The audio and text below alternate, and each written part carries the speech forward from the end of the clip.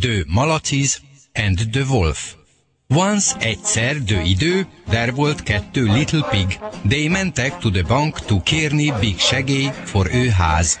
But bank said, építsetek from your erő, then bank meghelp. Time is meant, the házak are made, and the farkas is cseperedid up. He was nagyon hungry and very fázott because the hoe was hullott. I go to szerezni some kaja, said he with vassoging teeth. He ment on the rate és saw a big kupac de szalma, melynek pig illata volt. He bekopog and mondta, little pig, engedj me into.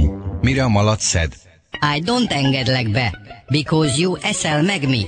Wolf válaszolt, Little malac, help nekem.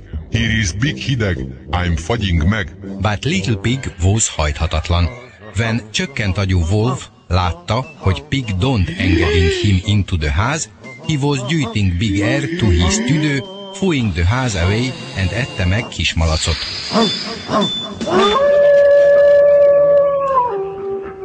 Telt múlt the time, then farkas gyomor was very üres.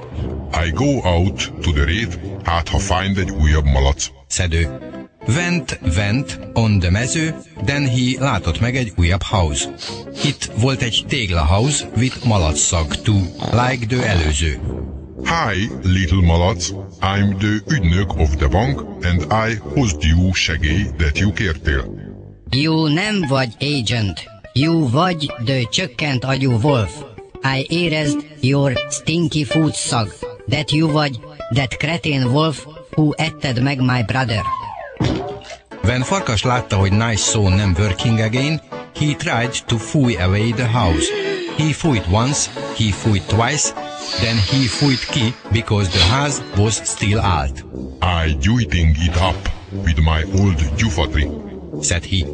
When olting his bunda, he tried to gyújting up the house, it was not sikerült.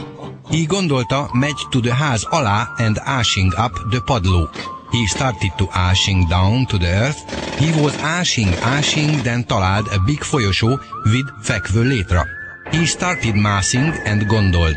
Why this létra fekszing here and why nem áll? He got the válasz very hamar when metro was jött, his élet was ért véget.